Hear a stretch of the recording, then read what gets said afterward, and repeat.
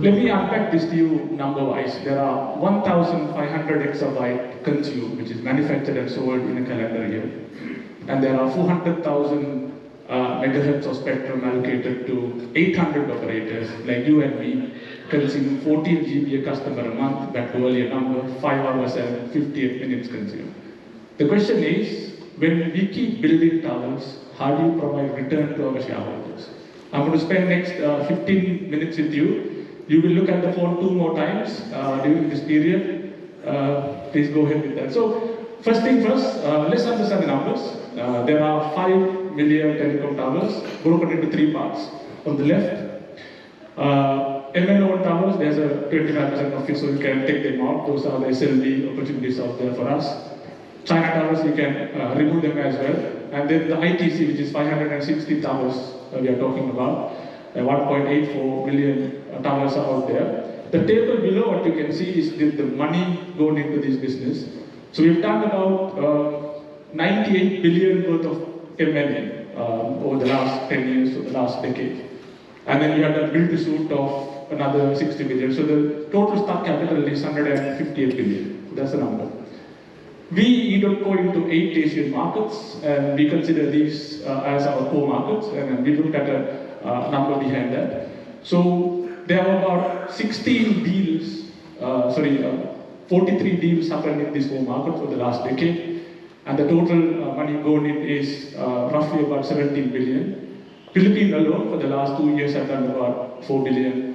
So if you aggregate, it's about total of 17 billion going into a telecom business of 25 billion. So in a particular year, telecom operators in our market, so we serve about 42 telecom operators across our footprint. So aggregate of their revenue and the industry revenue divided by the total money going into the market is a 67% intensity.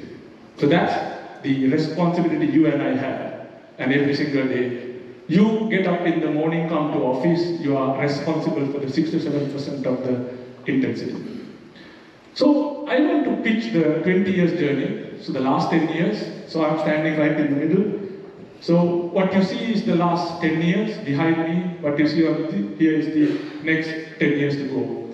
I've been in this industry for 12 years. The first 2 years of carve-out of Axiata, I've witnessed and seen the last decade. And then I also want to share with you my perspective on the next 10 years to go forward and how do you create shareholder return. 2 aspects to that. The people build towers at the peak of 4G densification. 4G does 2 things. So what is happening in the tower business? Build a tower, right? You go and tell a MNO, sir, I'm going to give you a certain standard configuration of certain height and certain altitude and base laminate and the RRU at an energy requirement of X at $1,000 US. You pay me 60 of those into 12 months, into 10 years, and I will give you certain uptime. So for me to be value creation, my charges should be above cost of capital of my cost.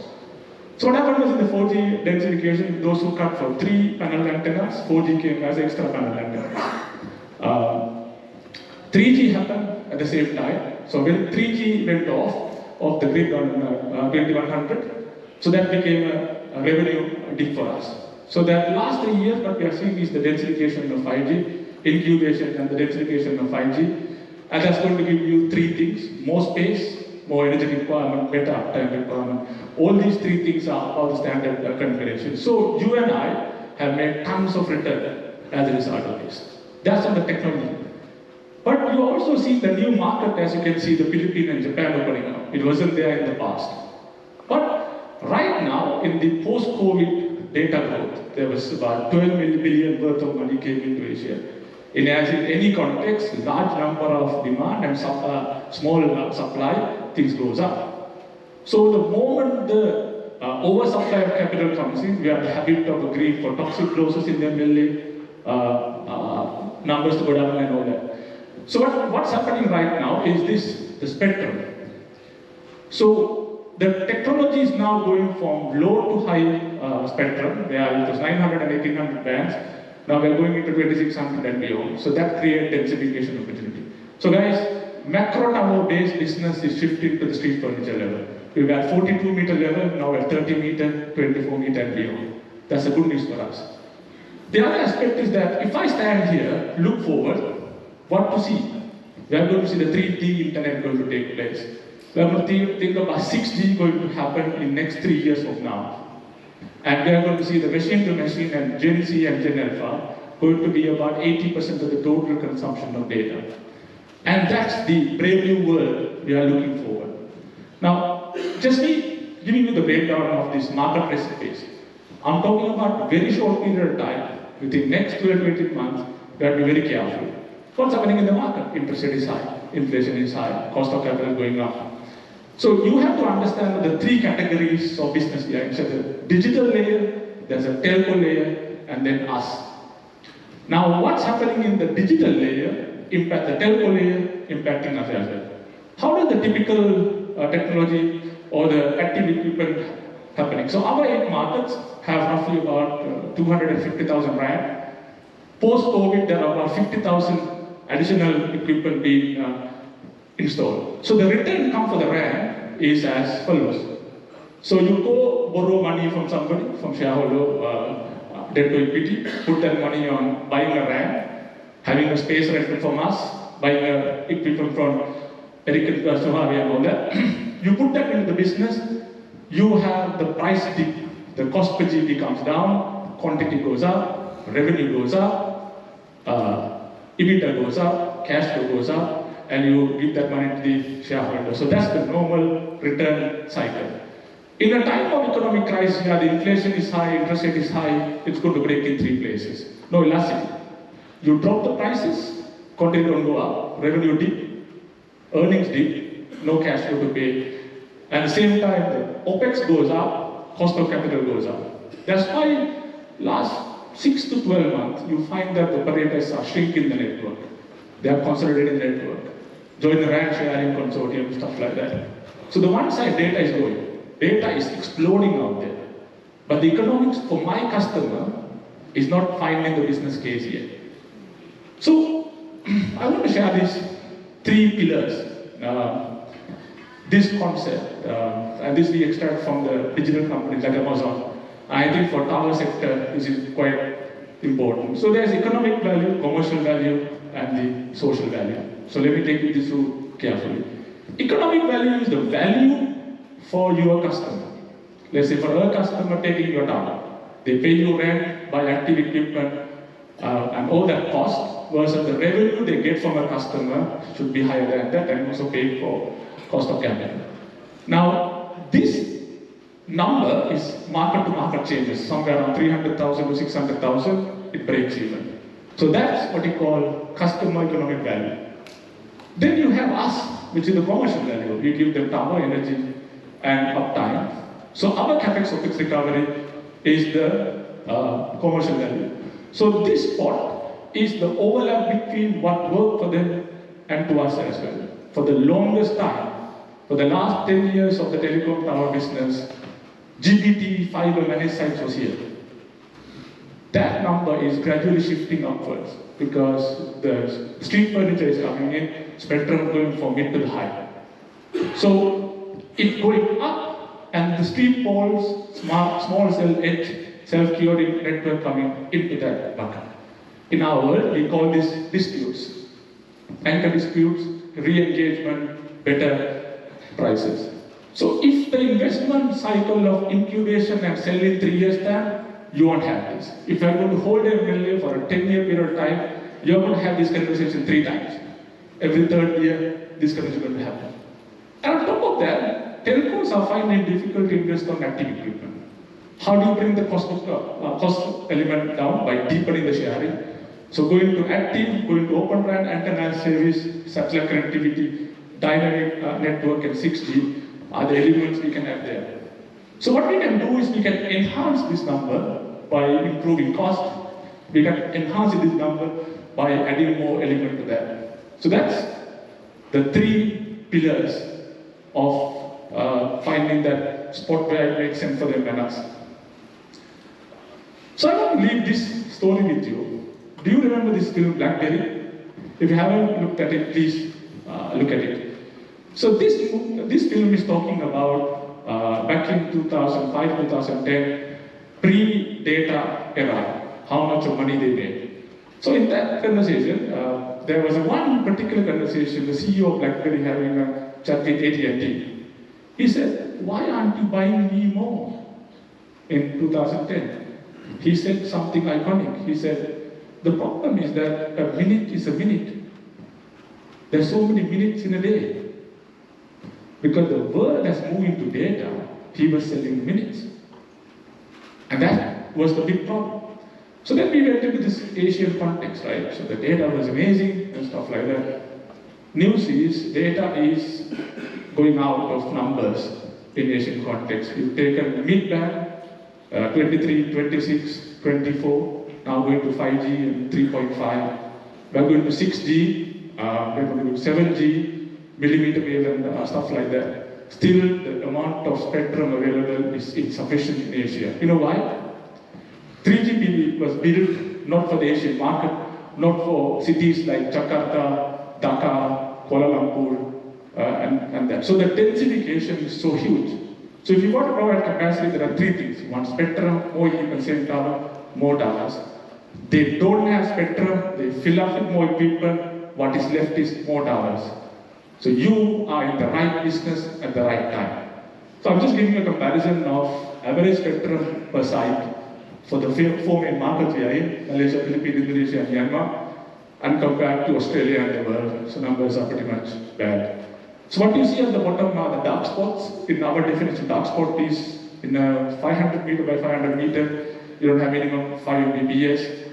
In our 8 market, there are a million dark spots. I'm not saying that we should fix all of them. I'm simply saying that when you come to office in the morning, on the phone, call drop, there are million of these allocations cut across these 4 markets.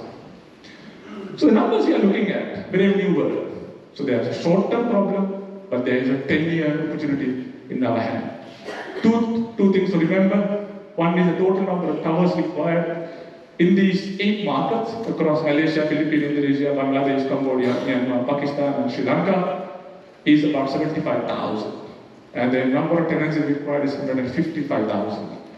And about 70% of that consumption will be by the Gen Zs. Gen Zs are the boys and the girls born in 1996. Gen Alpha are the boys and girls born after 2010. If you don't know them, look at your children. They are ubiquitously connected, always on the phone. They communicate through the phone. They have high upbringing, and they are always connected. So that's the world you are building a network. And I also want to give a perspective. So the contract you signed today, 15 years to go, right? That's 20, 36, 37. My son, 16-year-old, going to be a 31-year-old middle-aged man with 2 children by the time this contract runs out. That long this period is all about. What's going to happen? 5G will be success or failure. 6G will come. 4G will shut down.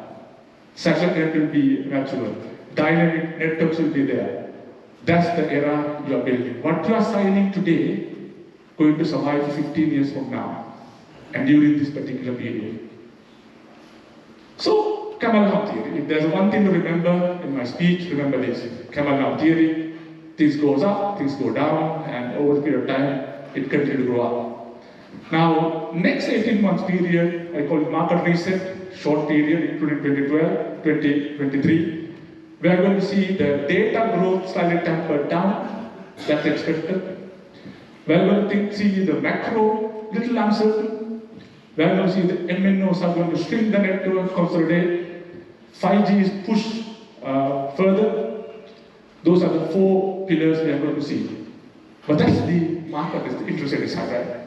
But this next wave, what you're going to see is the Gen Zs and Gen Alphas, 3D internet, metaverse, and 6G going to come in. And that's what we bring into our investors. We sell that, not the past. What you are seeing is the screen technology converging into the glasses. What you are seeing is 2D internet become 3D internet and ubiquitously connected. Imagine 6 billion Gen Zs and Gen Alphas by 2030 embrace internet not like that, like this. You need to build a network to cater them. And that's the upside. And also small 30-second script, the big numbers. So 50% of the global traffics are there. And we picked up the numbers from Meta. In Philippines, these are the numbers of consumption of data. So what we are seeing is new wave and new consumers of data consumption going forward. So network will evolve from 3G to 6G in this category. So you have 2G, 3G, you have 4G, and you are going to have 5G densification, and 6G, you will have connected cars and connected drones picking that up. And that's the future we are looking forward to. So the question is, how do you create value for capital contributors? So I have conventional thinking. Do you remember the word EV/EBITDA? Okay, so back in the days, you carve out towers from telco 6-8 times, put it to a bucket called tower co 13 times, right? That was the conventional thinking. And in that conventional thinking, small tower cos was created. There are 300-400 towers built in Indonesia, set to a big guy. Big guy who collect 10,000 towers, the bigger guy to build 100,000 towers. So how it happened is the smaller tower co with the smaller investment period, big tower co with the investment period of big.